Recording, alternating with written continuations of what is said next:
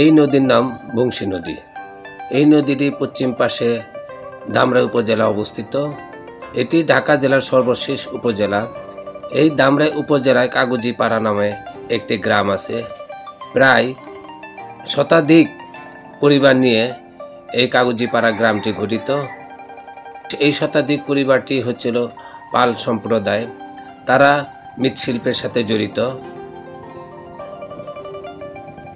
এই মৃৎশিল্পে মাটির তৈরি হাঁড়ি পাতিল, বাসন কাসন, দইয়ের পাতিল বা দইয়ের কাপ তারা তৈরি করে থাকেন। মৃৎশিল্প হলো দোআঁশ মাটি ব্যবহার করে হাতে তৈরি করা বিভিন্ন দৃষ্টিনন্দন ও ব্যবহার্য সামগ্রী, যা কুমার বা কুমুর সম্প্রদায়ের কারিগরদের নৈপুণ্য হাতে সৃষ্ট একটি শিল্পকলা। এটি বাংলাদেশের অন্যতম প্রাচীন ও ঐতিহ্যবাহী একটি শিল্পকলা।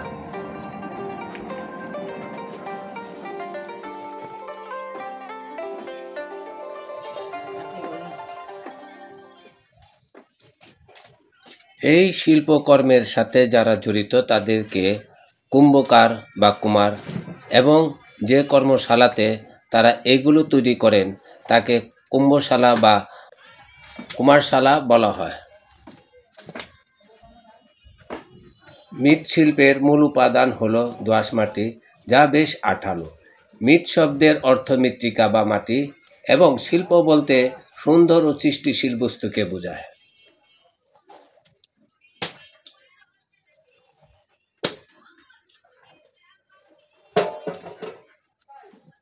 আসসালামু আলাইকুম, আমি আবুল কাশেম, আপনাদেরকে জানাচ্ছি শুভেচ্ছা অভিনন্দন। আমি এখন যে জায়গায় দাঁড়িয়ে আছি এটা হচ্ছিল ধামরাই উপজেলা পালপাড়া। এখানে মৃৎশিল্পরা কাজ করে থাকেন। আমি যে এখানে যে জায়গাটা মানে যে শিল্প স্থানে যেখানে আমি বসে আছি এটা হচ্ছিল সুমন্ত পাল। দাদা, আপনার নাম সুমন্ত পাল না? সুমন্ত পাল। উনি বংশ পরম্পরা হিসাবে কাজ করে যাচ্ছেন।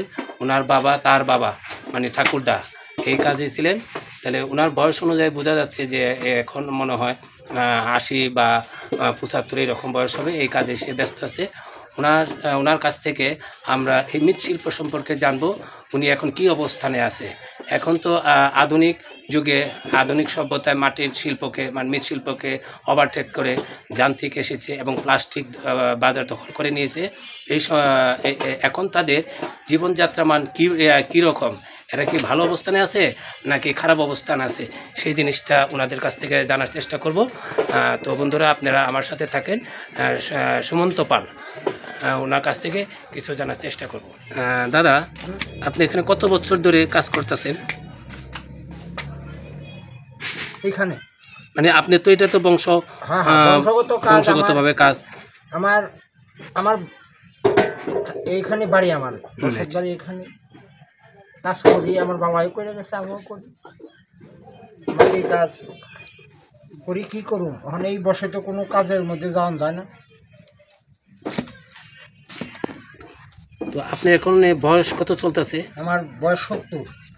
তার মানে বোঝা যাচ্ছে 200 বছর বা 150 বছর আগে এই কাজ করতে। হ্যাঁ, আমার ঠাকুর দায় করতো, আমার বাবাই করতো। আমার বাবা 90 বছরে মারা গেছে। আমার ঠাকুর দায়ও 120 বছরে মারা গেছে। আমার বাবাই কইরা এই মাটির আগে হাঁড়ি পাতিল খাওয়ার জন্য হাঁড়ি পাতিল কলস এগুলা নিত। এখন তারপরে আমরা টব বানাইতাম, টবটা গেল গা। প্লাস্টিকে আমাদের ক্ষয়ক্ষতি হয়ে গেল গা প্লাস্টিকে। এখন আবার একটা ধরছি এই যে ছোটো ছোটো বাটি, এটাও কি হয় প্লাস্টিকে আমার তো ক্ষয়ক্ষতি করে দিল। এই অবস্থায় আছে, কোনো রকম জীবন করি। এই তো এইভাবে চলছে আমাদের জীবন। মাটিগুলি কিসের মাটি? এটা হলো দোআঁশাইলা মাটি, আঠিলা মাটি। এটা হলো বুড়ো জমিতে পাওয়া যায়। মানে কি দোআঁশ মাটি না? হ্যাঁ, দোআঁশ মাটি। এটা আঠা মাটি ছাড়া আমাকে কাজ হয়। এটার সাথে আরো কিছু মিক্সার আছে নাকি? না, এইটাই 2টা মাটি, একটা সাদা মাটি একটা আঠা মাটি দিয়ে 2টা বাস দিয়ে এই কাজ করি। এই যে মাটি, এটা কি পচাতে হয় নাকি? হ্যাঁ, বানিয়ে পচিয়ে রাখি। তারপর তো এগুলো পুড়েন না? আবার ফায়ারিং এ দিই। ওই যে পুইনা আছে, মানে উচ্চ তাপমাত্রা এটারে মানে টুকটা করে নাকি? তারপরে হাতে কাজ করে না? হ্যাঁ, লাকড়ি দিয়ে করি। 400 টাকা মূল লাকড়ি।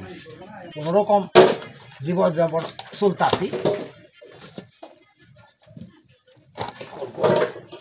বাকি বস্তু কাছে এগুলো কইরা যাই।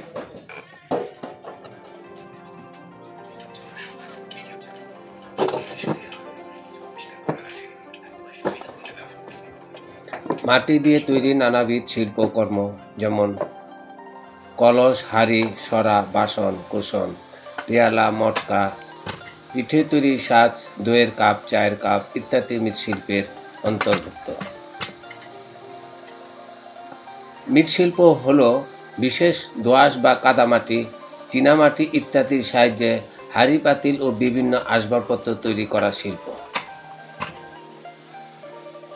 প্রাচীন যুগের চাকির পরিবর্তে এখন এসেছে যান্ত্রিক বা লোহার তৈরি অত্যাধুনিক এই মেশিন। এই মেশিনের মাধ্যমে দইয়ের কাপ, পেয়ালা ইত্যাদি তৈরি করা হয়।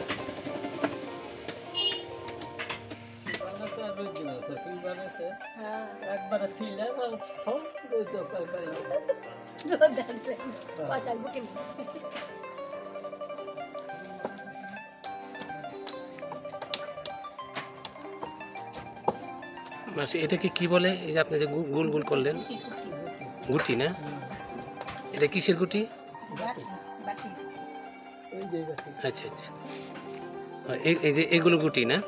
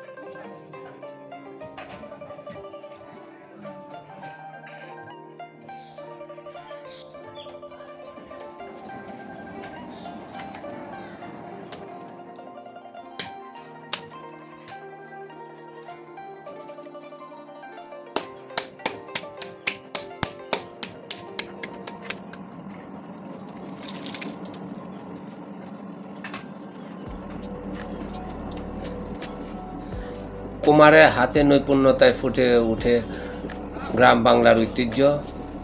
হাতের যে কারসাজি, এই কাজের মাধ্যমে ঐতিহ্যবাহী কুমার শিল্প এখনো টিকে আছে।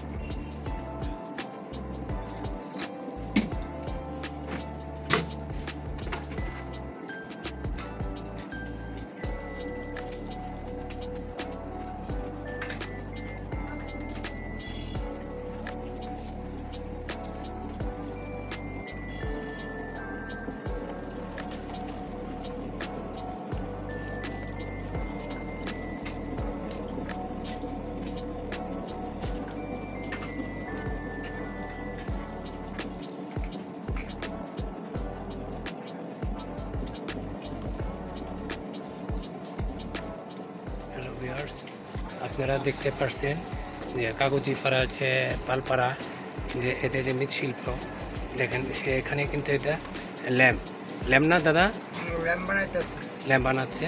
দেখেন কি সুন্দর। আসলে কি মাটির যে কদর, মাটির যে জিনিসপত্র যে এত সুন্দর, যতই প্লাস্টিক বাজার দখল করুক না কেন, যে মাটির যে ঐতিহ্যবাহী যে মৃৎশিল্পে কখনো ভাঙতে পারবে না।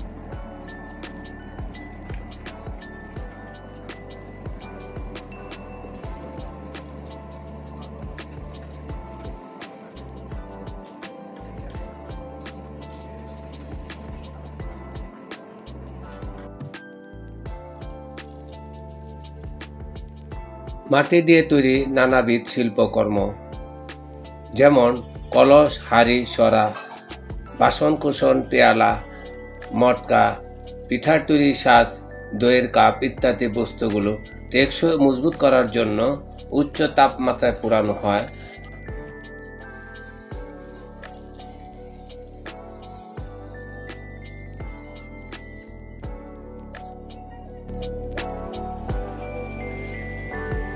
পরিশেষে উৎপাদিত বস্তুর উপরে পলিশ করে বাজারজাত করা হয়।